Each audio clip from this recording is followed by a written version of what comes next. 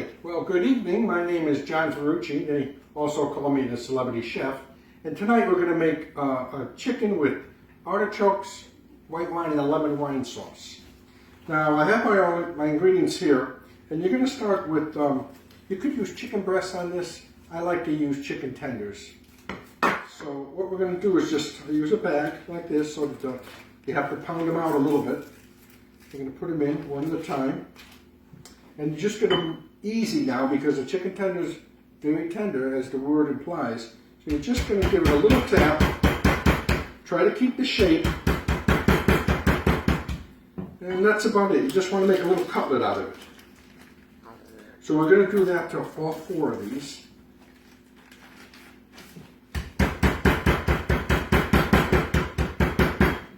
Now, one of the secrets for getting your meal together and in the timing of it all is to have all the ingredients you need at the time. So hopefully we got everything. I've got my lemon juice, got my artichokes. I'm going to use this electric skillet so I don't have to have my back to you going back and forth to the stove. We can do the meal in this pan also. Okay, so we've got our four cutlets. Discard this. Move this away. Now I'm going to put my pan on. We're going to fry it about 375 degrees.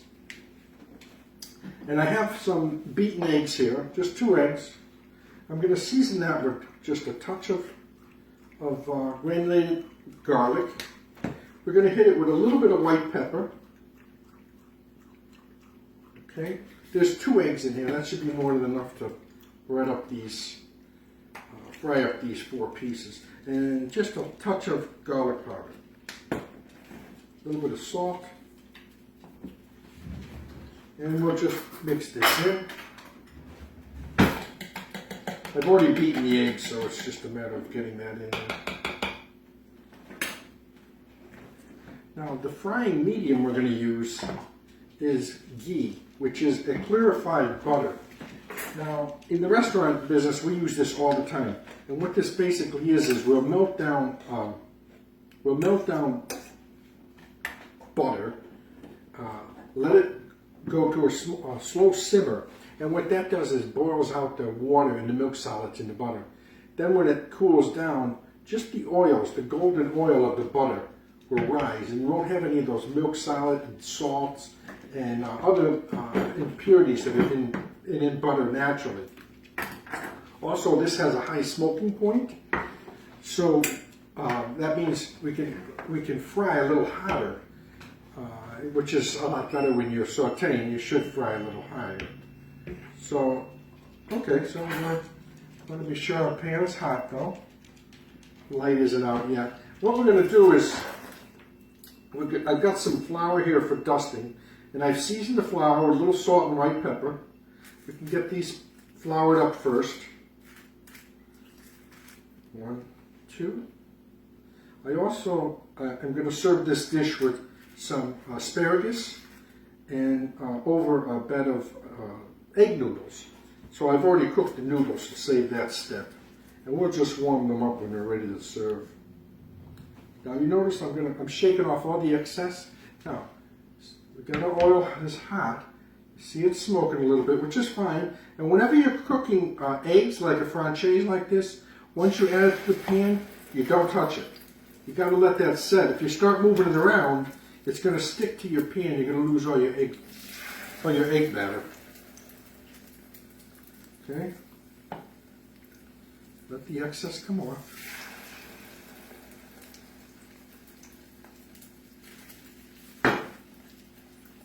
And my light is out, so that's good. We're doing about 375 degrees here.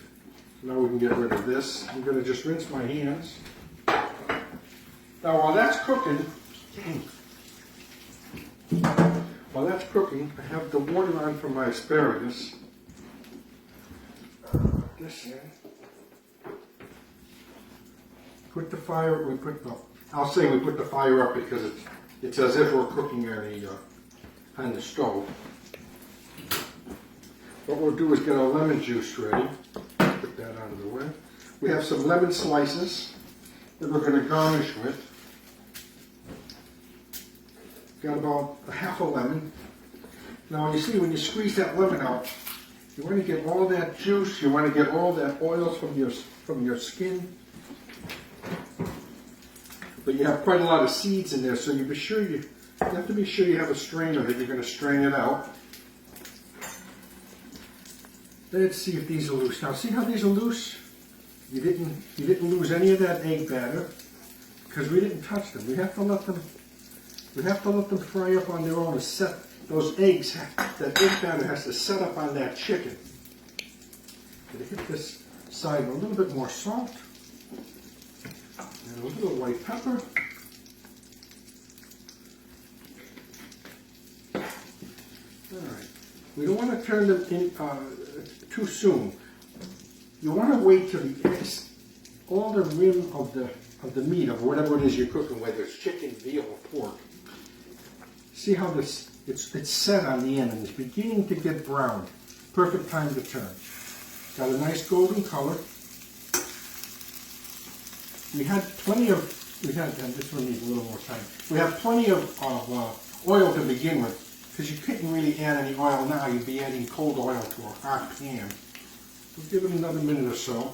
I'm going to turn the fire up on my asparagus water, so that'll get boiling. Now, what I did with that, when you cook asparagus or any green vegetable, you should always have a bucket of ice water ready. So what you'll do is you'll take the vegetable right from your boiling water into the cold water. It shocks it. It'll keep the vegetable nice and green. And then you can always reheat it when it's time for service. So that's what we're going to do here. Now let me see, let's give this another turn. Okay, perfect. Now you can see there's hardly any oil left there at all. So if you start off without using the right amount of oil, you shouldn't have to worry about draining anything. That'll be perfect. I think I'm going to put my pan up a little bit more. And they're coming along, they're a little soft yet. We just want to get them browned on both sides because they're going to finish cooking on their own. And we're going to make the sauce right in the same pan. So what we have here is, this is just some chicken, some good strong chicken stock that I have. What I do is I'll make a stock, whether it's chicken or beef stock. I'll put it in these little souffle cups, freeze it, and then when I make a dish, I take it out. I call it my goodness. This here is white wine. Sounds like my water's coming to a boil, which is good. So we're going to add our artichoke hearts to this. And you figure we got 4 breasts, so we're going to use maybe a cup of artichoke hearts. I would also like to have added a little capers to this, but I didn't have any on hand and I didn't want to run to the store. I also don't have any parsley as a final garnish, but you know, with this social distancing, I didn't want to run to the store just for parsley. So I think we're at a state now where we're going to add our white wine, let it deglaze. I'm going to put the pan up a little higher, let that reduce. Okay. Now we're going to add our stock. We're going to add our stock to the wine so it could dissolve. Okay. There we go. See, now we're already beginning to get a nice stock going here. A nice sauce with this chicken. The wine is almost reduced, so we can add the lemon juice. We wouldn't want to add the lemon juice. You wouldn't want to add the lemon juice right away when you added wine. It would turn the wine. And this is the juice of about a lemon. I think that's probably going to be good enough for a dish about this size. Get a nice fine sieve strainer. I'm squeezing the essence of the lemon out of here too. That's good right there. Now, what we're going to do is lower the pan down so it'll simmer. I'm going to bring it down to about 325. We're going to cover it Now we're going to let that go for about 15 or 20 minutes. Now we'll concentrate on our asparagus. Now some people, well, I'm going to say the French, when there was a lot of French cooking in restaurants, they used to take the asparagus and bundle it. Just take 6 or 7 pieces, bundle them like this. They tie a butcher's cord around it. It just got pretty labor intense. They also had a particular pan that was almost a cylinder like this, heavy duty stainless steel pan, and they would cook the asparagus standing up. But we don't really need to do that. What I have here is a nice skillet. The water's boiling. We have boiling salted water. Asparagus cooks pretty quickly, so we're going to just drop them all in. Also, when you get your asparagus, you're going to break off the bottom white part, which I've already done. And you notice I had it sitting in a little bit of water in the refrigerator because it's a live plant, so it has to take nutrients up from the water to keep it from getting soggy and spoiling. So we'll drop that right in. Boiling salted water. We're probably going to let it go for about 6 minutes. I still have it on high. I'm going to leave it on high. Here's my noodles. We've already got that cooked up. Now what we're going to do with this, this is still going a little too high. If I had a gas range, you could adjust it a little bit finer. But using this electric skill, it's a little difficult, but you can still control it. And you can see we're cooking up pretty nice. Again, I have to apologize for not having the chopped parsley as a garnish, but I didn't think it would be worth it going out just to get a bunch of parsley. It would make the dish look nicer. And let's see. Our asparagus is coming nicely, I'm sure. Nice and green. See how it's nice and green, dark green? We'll let that finish cooking up. Then we're going to serve up our dinner when it's ready. Hold that plate. Now when you finish a sauce, you always finish it with fresh butter. I use unsalted butter because it's a little bit more healthier for you. And you would have to reduce your sauce. See, this pan's a little tricky to get it right where I want it. You'd let your sauce reduce down to a consistency that you want, and then you'd add your butter. But you would work the butter into the sauce. Don't just let it melt out, because then it's just oil. So you work that butter into the sauce. When you're cooking green vegetables, boiling water gets that color nice and green. Now, one way you're going to test here, okay, you can see it's nice and beautiful green. You're not going to test this end because this is tender already. So you want to test the tail end of the asparagus. A little crunchy up, but it's almost there. You should always keep your vegetables nice and firm. Now, the other thing also, by using chicken tenders, boy, I just can't get the temperature right on this. By using chicken tenders, they're only going to take 10 minutes to cook up. If you used a chicken breast, it probably would take you about 20 minutes. And they make just a nice, I think it makes a nicer meal actually. I think if I leave the cover cracked a little bit, steam might come out. Well, let's check these again. Coming along nicely, still nice and green. Don't forget, the longer you cook a green vegetable, the more color you're going to lose. And you always want to serve it beautiful. If it's a green vegetable, you want to serve it nice and green. I think that's ready. I don't like my vegetables too soggy, so I think it's just about ready. Throw another minute on that. Let's see where we are here. And 10 minutes should do it. You could take a temperature, but this is so thin, you wouldn't really be able to. If you had a chicken breast, you'd want to temper it at about 165 degrees, internal temperature. That's what you would cook chicken at. Now you can see the sauce is a little loose, but it's going to be fine because we're going to reduce it. We're going to add our butter. And I got about 3 tablespoons of butter.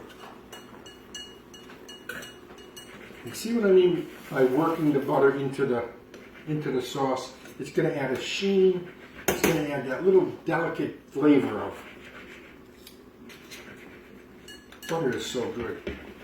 It just adds. It adds to a sauce. And it's good. And I can hear that water behind me, and I'm just about ready to take that off. Now see the difference? See that beautiful color and thickness of that gravy? We're going to let that boil down on its own. Now we're going to take all the asparagus out of this pot. I have my ice water right here by the bowl. Just drop it right in. And that's going to set that chlorophyll in the whichever in the green vegetable. Now you do this same thing whether it's green beans, asparagus, whatever green vegetable you have, whatever one you're working with. There. Now see how beautiful green they are? That's the secret to it. You got to submerge it and get it right into a ice bath, because you're going to use your microwave to warm it up with anyway. All right, so we're done here. Looks beautiful. Looks like it's coming along. Like I said, if I had some chopped parsley, boom, chopped parsley would look beautiful right there. I'm going to take a little bit of the noodles that I cooked previously, set it on the plate, kind of offset it to the side. I've already buttered them and seasoned them. I'm going to hit it in the mic. Now you're going to also have to mic up your asparagus too. So you could do this 2 ways. If it was just your family, is fine. You could warm it up like this in the microwave. If you were having guests, you could saute these asparagus off with a little bit of drawn butter. It'd be beautiful. So we're going to serve it just like that. I'm probably only going to put it in here for 1 minute.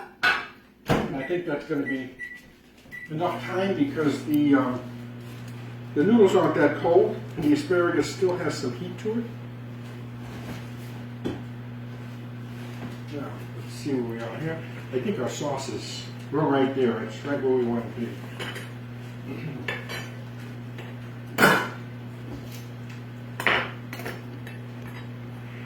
Oh yeah, that looks really good. We'll just shut this off. This out. I have a few lemon slices for garnish. When you do slice a lemon like this, be sure you take the seeds off. You don't want somebody breaking their teeth on the seeds. And it wasn't even quite a minute, okay? I got this beautiful asparagus, the noodles, really a nice couple of pieces of that tenderloin. Some of that beautiful sauce there. And again, if I had the parsley. So that's your dish tonight. It's chicken and artichokes, lemon and white wine sauce. Oh, and we're going to garnish it with our lemon slices. And there you go, folks. So I hope you've enjoyed this little demonstration, and look for me again on Facebook.